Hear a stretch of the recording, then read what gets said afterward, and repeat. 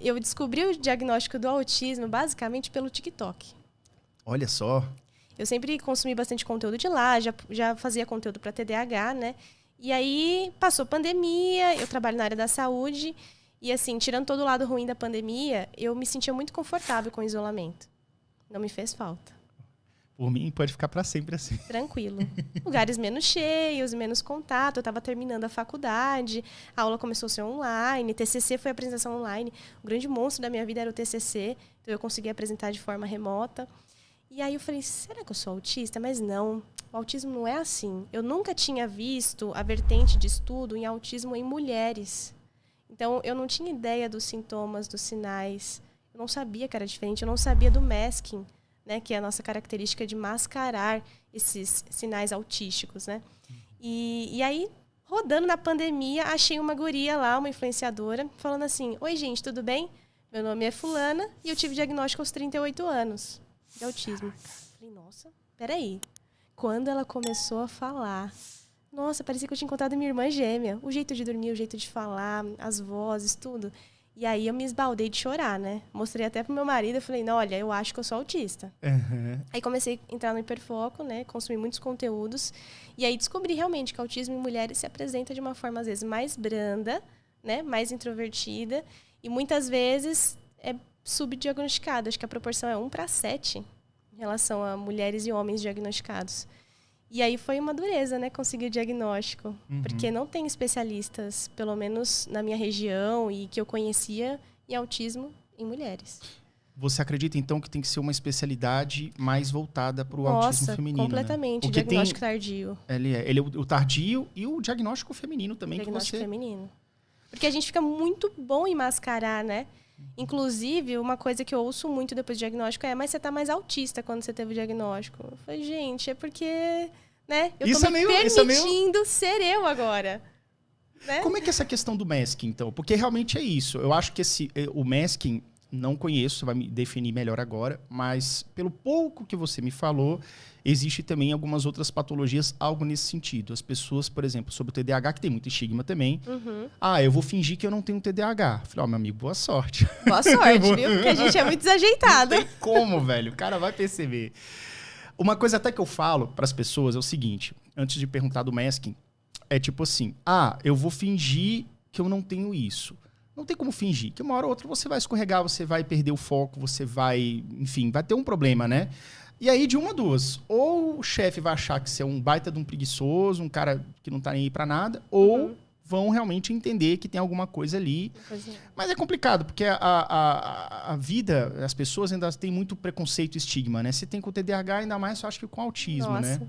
Mas como é que era essa questão do masking em você? Quando é que você acha que... Como começou isso? Quando, né? E como é que como é que é o masking, assim? Explica pra gente. Tem dois jeitos, né? Dois tipos, né? O masking que a gente não sabe que faz e o consciente. O consciente eu uso hoje em dia para me proteger de algumas situações. Então, isso é uma coisa. Mas o masking inconsciente, que é quando a gente não tem um diagnóstico, é para se encaixar no ambiente. Então, eu sempre me senti um peixe fora d'água, em qualquer ambiente que eu fosse.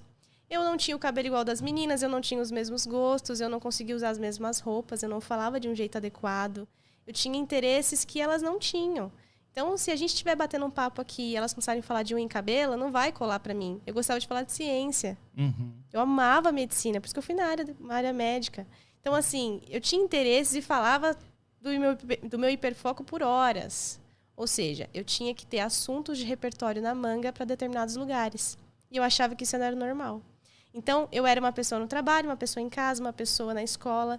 E aí, o que acontece? Eu tive aquela bendita da síndrome do impostor. Porque eu falava, gente, eu sou uma fraude. Porque eu sou de um jeito no trabalho, eu sou de um jeito com a minha família, com os meus amigos eu sou outra completamente diferente. O que eu sou? Então, eu tinha uma questão de identidade muito forte antes do diagnóstico de autismo. Né? Então, isso foi um dos pontos principais que me fizeram retomar essa dúvida que eu tinha. Eu mascarava jeito, mascarava fala.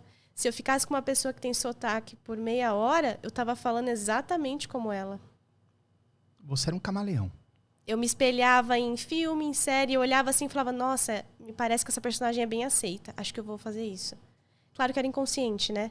Mas isso na adolescência teve um peso muito grande. Assim como você, eu também tinha muita dificuldade em manter relacionamentos. Pra piorar, eu não sabia qual o motivo deles sempre darem errado. Mudei esse jogo e hoje sou casado e tenho um ótimo relacionamento. Peguei todo esse conhecimento e coloquei no Clube TDAH em ação por um valor muito acessível. Confere no primeiro link da descrição.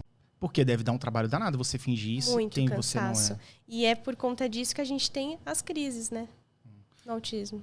E como são essas crises?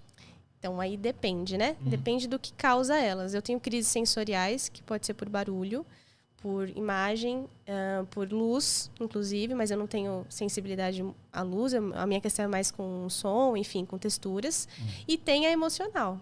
A gente tem uma inteligência emocional um pouquinho mais difícil de lidar do que as demais pessoas, né?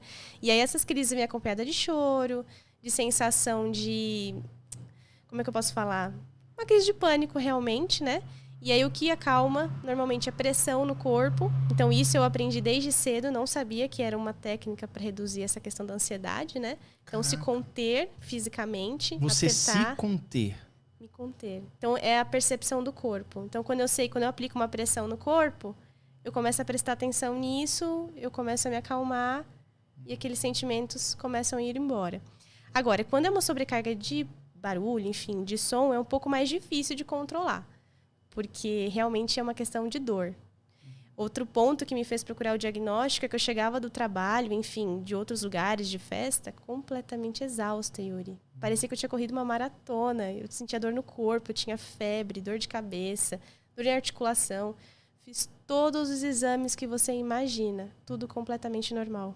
E será que essa dor que você se exaustão é uma exaustão mental? É uma exaustão mental. E aí, também essa questão da crise, a gente sentir fisicamente as dores, também é uma característica mais em mulheres. Então, eu achava que eu tinha algum problema. Falei, tá faltando alguma vitamina, alguma coisa, sei lá, né? É um problema de saúde grave. Não. Quando eu comecei a me permitir algumas adaptações no dia a dia, as minhas crises diminuíram muito. Quais foram essas adaptações, assim, que você começou a fazer? Nossa, depois do laudo, eu não vou mais em lugares tão barulhentos, porque agora eu sei que isso me afeta muito. Eu tento trabalhar dias alternados, eu diminuo a jornada de trabalho, eu uso fone de ouvido, abafador. Eu uso abafador também, é vida, viu? Sempre é vida, eu tô e tem que ser querendo bem fazer forte. coleção. Não é aqueles pequenininhos 3M, não. Não grandão dá conta, não. Fora isso, roupas, né? Então, eu abri mão de roupas que não eram confortáveis e que eram convencionais para o meu trabalho. Então, calçado, mudei muita coisa. Eu já tinha mudado com alguns anos de diagnóstico do TDAH.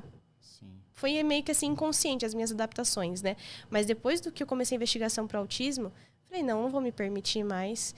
Inclusive, estender, por exemplo, ficar muitas horas em festa, muitas horas em família, né? Então, tem tudo isso que a gente acaba se permitindo não fazer tanto. E aí diminuiu bastante, realmente. E rotina, né? Porque o autista precisa de rotina. O TDAH não gosta muito. Não é muito bom nisso. Mas eu brinco que eu tenho dois lados. Que é o TDAH no caos, né? E o autismo tentando colocar uma rotina aí na história. Eu vi um vídeo seu sobre isso. Nossa. Que falava dessa luta entre o TDAH e o autismo. E eu achei que nem dava pra ser TDAH e autista. Mas realmente, tem dias que eu brinco que o TDAH tá com vida própria. Né? A gente sabe que não é assim, tá, gente? Figura de linguagem. Mas é difícil. Umas coisas que saíam da rotina, assim. No começo do dia, eu acabava, sei lá, deixando de fazer uma tarefa. Então, pra mim, aquele dia morreu. Não dá pra fazer mais nada. Eu falava, gente, mas TDAH não é assim. TDAH segue o baile, né? Não tem... Ignora, dorme. Que preocupação, vou dormir pra... E eu ficava, assim, na neura com isso. Caraca! Então, tudo isso aconteceu. O Clube TDAH em Ação tem tudo o que você precisa por um preço super acessível. Engajamento, foco, ferramentas importantes, motivação, amizades e família. Além de aulas completas de como você pode se dar bem no mercado de trabalho, mesmo tendo TDAH. Fora as aulas completas sobre medicamentos com os especialistas do clube. Conheça o clube no link da descrição.